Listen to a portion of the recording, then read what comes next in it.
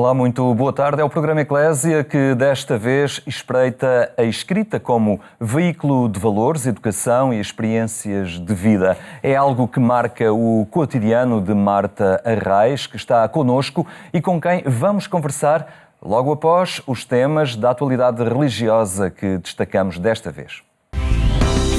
30 anos depois de São João Paulo II, o Papa Francisco foi a Moçambique pedir uma nova página na história do país lusófono, numa viragem definitiva para a paz. 3 dias em Moçambique para ajudar a um futuro democrático e de paz. O Papa foi a Maputo com uma mensagem de reconciliação após décadas de conflito, recordando as consequências do ódio e da guerra. Logo no seu primeiro discurso, Francisco manifestou o seu reconhecimento pelos esforços em favor da paz e pelo fim das hostilidades militares entre irmãos moçambicanos. Ao longo de todos estes anos, experimentastes que a busca da paz duradoura, uma missão que envolve a todos, exige um trabalho árduo, constante e sem tréguas, pois a paz é como uma flor frágil que procura desabrochar por entre as pedras da violência. E por isso, requer que se continue a afirmar com determinação, mas sem fanatismo, com coragem, mas sem exaltação, com tenacidade, mas de maneira inteligente, não a violência que destrói, sim a paz e a reconciliação. Nós somos jovens, jovens da paz. Nós somos jovens, jovens da paz. Nós somos jovens, jovens da paz. Nossa missão é reconciliar. No encontro interreligioso com jovens no pavilhão de Machaquene, o Papa evocou a história de superação de Eusébio, grande figura do desporto português e moçambicano, desafiando todos a um compromisso conjunto pela paz. Sei que a maioria de vós gosta muito de futebol, vero?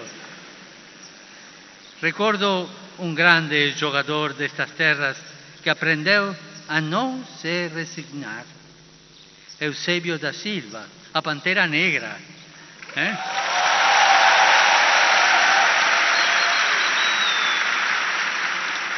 Começou a sua vida deportiva num clube desta cidade. As graves dificuldades econômicas da sua família e a morte prematura do seu pai não impediram os seus sonhos. O pai morreu. A sua paixão pelo futebol fez-o perseverar, sonhar e continuar para diante, chegando a marcar 77 golos para este clube de Machaquene. Na sua passagem por Moçambique, Francisco evocou as vítimas dos ciclones Idai e Kenneth, pedindo o apoio da comunidade internacional para a reconstrução das regiões afetadas. Quero que as minhas primeiras palavras de proximidade e solidariedade sejam dirigidas a todos aqueles que se abateram recentemente os ciclones Idai e Kenneth, cujas devastadoras consequências continuam a pesar sobre tantas famílias, principalmente nos lugares onde ainda não foi possível a reconstrução, requerendo esta especial atenção. Simbolicamente, o Papa recebeu como presente uma cruz feita de madeira recuperada das casas destruídas nos ciclones e foi com ela que subiu ao altar para a missa que presidiu no Estádio Nacional do Zimpeto perante dezenas de milhares de pessoas. Um momento de festa abençoado pela chuva. Nenhuma família, nenhum grupo de vizinhos ou uma etnia, e menos ainda um país tem futuro se o motor que os une congrega e cobre as diferenças e a vingança, o ódio. É já um momento obrigatório nas viagens dos Papas, o encontro com sacerdotes, religiosos, religiosas, seminaristas e catequistas. Em Moçambique, país no qual os católicos são cerca de 28% da população, Francisco pediu pastores, discípulos, missionários, capazes de dedicar toda a sua atenção ao próximo, particularmente aos mais necessitados. Perante a crise da identidade sacerdotal, talvez tenhamos que sair dos lugares importantes e solenes. Temos de voltar aos lugares onde fomos chamados, onde era evidente que a iniciativa e o poder eram de Deus. Ninguém de nós foi chamado num lugar importante. Ninguém. Em momentos mais reservados do seu programa, Francisco visitou o Hospital do Zimpeto, em Maputo, onde se encontrou com doentes assistidos pela Comunidade Católica de Santo Egídio, que oferece tratamento gratuito a pessoas com HIV/SIDA, bem como a Casa Mateus 25, uma instituição da Igreja Católica dedicada à população desfavorecida, que agrega várias congregações religiosas sob coordenação da Nunciatura Apostólica. Com eleições presidenciais, legislativas e provinciais marcadas para 15 de outubro, o Papa pediu que as riquezas de Moçambique sejam colocadas ao serviço de todos, especialmente dos mais pobres. Moçambique possui território cheio de riquezas naturais e culturais, mas paradoxalmente com uma quantidade enorme da sua população abaixo do nível de pobreza.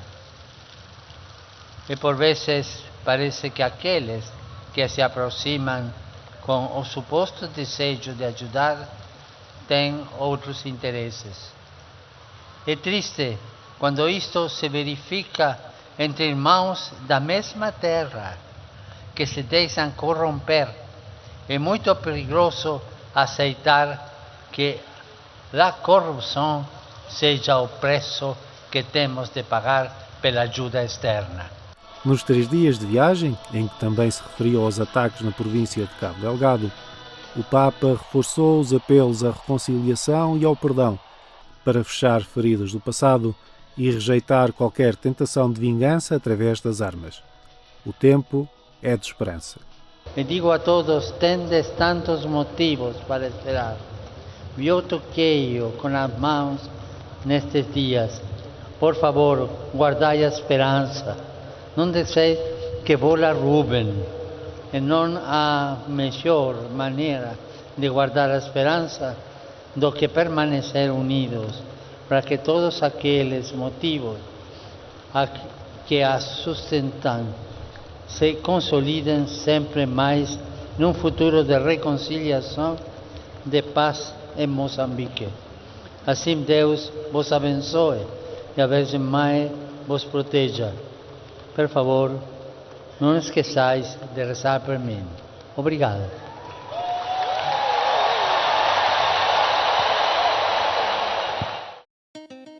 A 4ª viagem do Papa Francisco ao continente africano encerrou-se hoje, depois de passagens por Madagascar e a República da Maurícia. Padre Armindo Carvalho viveu 40 anos em Moçambique e diz que tolerância religiosa é uma virtude do povo moçambicano. Tinha pouco mais de 20 anos quando chegou a Moçambique e saiu com mais de 60. Atento à recente viagem de Francisco e ao seu apelo à reconciliação, o Padre Armindo sublinha o caráter pacífico dos moçambicanos. Eu acho que o povo moçambicano é um povo extraordinariamente pacífico, um povo fraterno, um povo com uma ideologia de relação muito fácil, muito simples e muito amiga. No processo de reconciliação ganha relevo o papel dos jovens, que este franciscano considera serem o principal ativo do país. A juventude é o forte de Moçambique. E acredito que o Papa deve ter puxado os cordelinhos à juventude, porque, como ele costuma dizer sempre, juventude não fica na varanda a olhar passar a procissão, não se engajem nos sofás, né? E os moçambicanos, quando são estimulados e orientados, a juventude é generosa, alegre e, sobretudo, vá lá, nos momentos de celebração litúrgica, quando são os jovens a animar, há qualquer coisa de encanto. Não deveis. A pluralidade religiosa também mereceu a atenção do Papa nesta viagem. Mas o padre Armindo considera que a cultura moçambicana sabe integrar as diferenças. Não é impedimento para a cultura moçambicana, concretamente, o pai ser de uma religião, praticar uma, mãe ou dos filhos, não é problema A para eles. pluralidade religiosa também mereceu o que a eles atenção do tentam Papa nesta é viagem. que aquilo Mas o padre que é Armindo desta considera igreja que a cultura não seja só moçambicana de nome. sabe integrar as diferenças. Não é fora do comum que haja casamentos interconfessionais. Eu fiz muitos lá. Claro que se é com os islâmicos, com os muçulmanos, há que ter um bocado de cuidado, porque eles têm tradicionalmente umas leis que não permitem que a mulher, sobretudo, deixe a sua religião para casar com um católico. O Papa apelou ao diálogo e à tolerância religiosa, algo que, para o padre Armindo, já é uma prática antiga em Moçambique.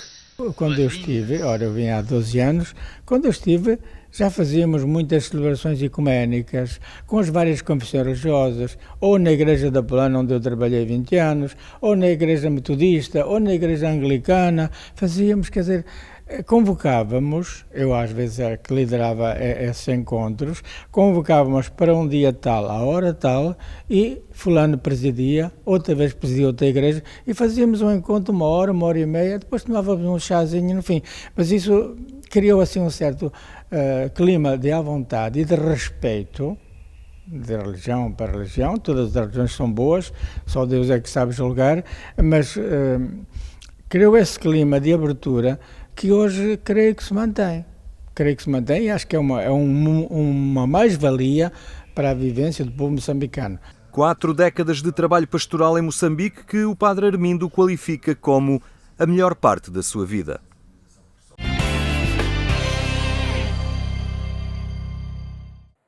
Estes são temas que pode aprofundar no portal informativo da Igreja Católica em agência.eclésia.pt. Agora, a escrita como veículo para passar perspectivas de vida, olhares e sensibilidades. Foi esta a forma que Marta Arraes encontrou para comunicar com as pessoas e o mundo que habita. Olá, boa tarde. Obrigado por estar aqui entre nós. Estamos em final de verão, digamos. Muita gente aproveita as férias para ler.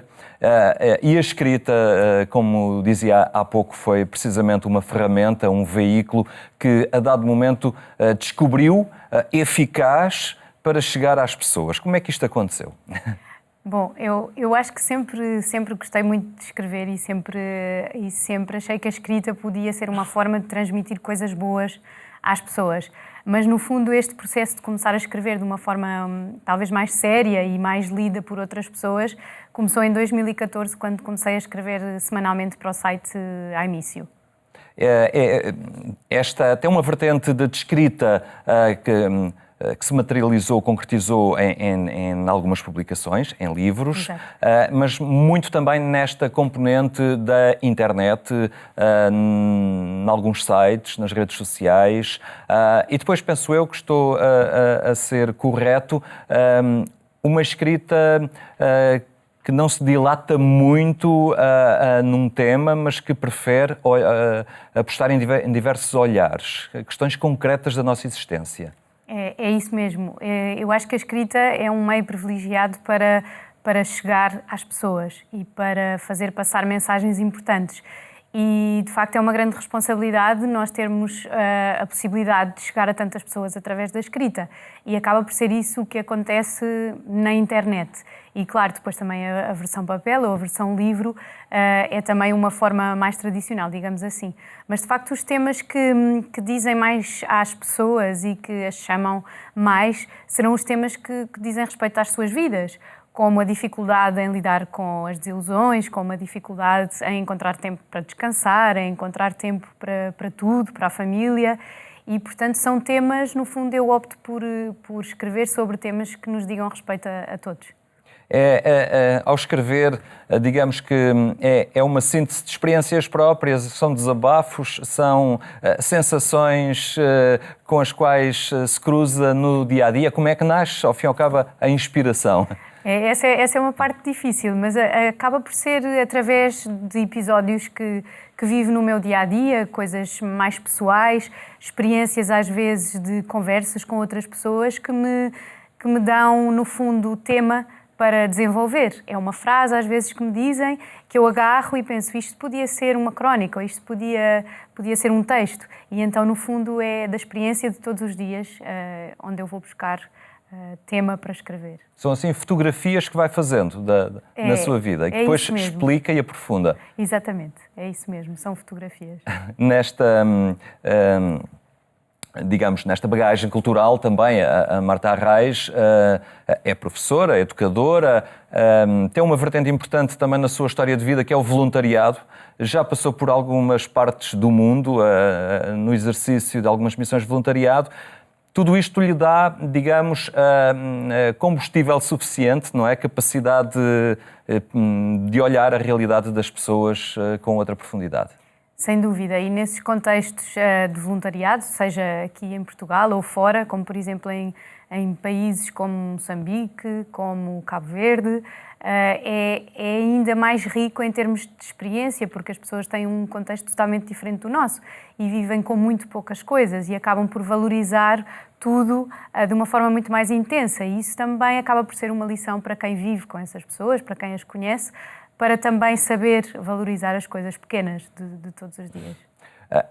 As redes sociais, os sites na internet têm uma particularidade que às vezes o livro não tem tanto, que é a capacidade de uma certa bidirecionalidade. As pessoas facilmente reagem àquilo que acabaram de ler e comentam. Que feedback vai tendo, ao fim e ao cabo, das pessoas, daquilo que leem, daquilo que escrevem? É um feedback muito interessante.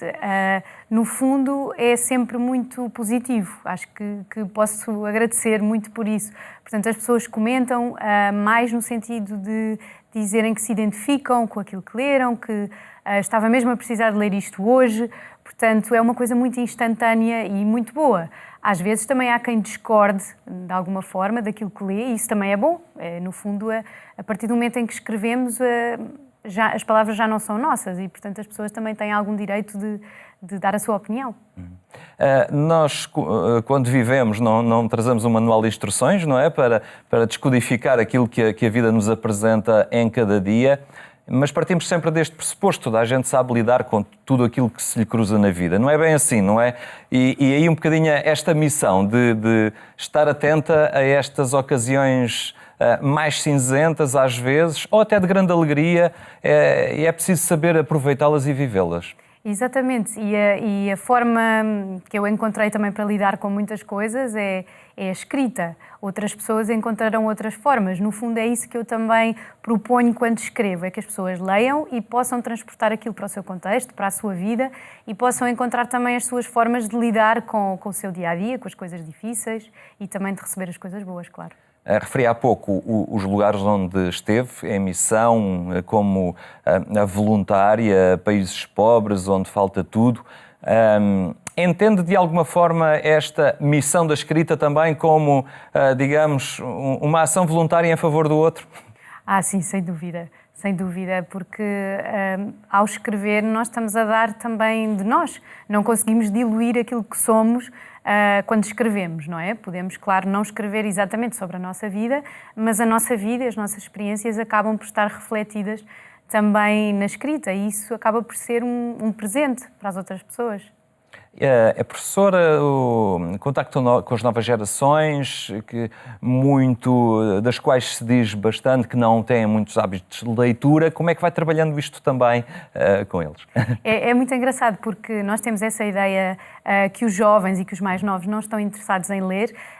Eu acho que eles estão interessados em ler determinadas coisas, não é? E se de facto também lhes acontecer isso que acontece connosco, mais adultos, que se identificam com a escrita e que veem ali uma forma também de ver um espelho para a sua própria vida, acabam por querer ler. E a experiência que eu tenho também na escola é que as crianças leem e gostam de ler. Às vezes têm uns hábitos muito mais direcionados e gostam de um determinado tipo de histórias, mas estão interessados em ler.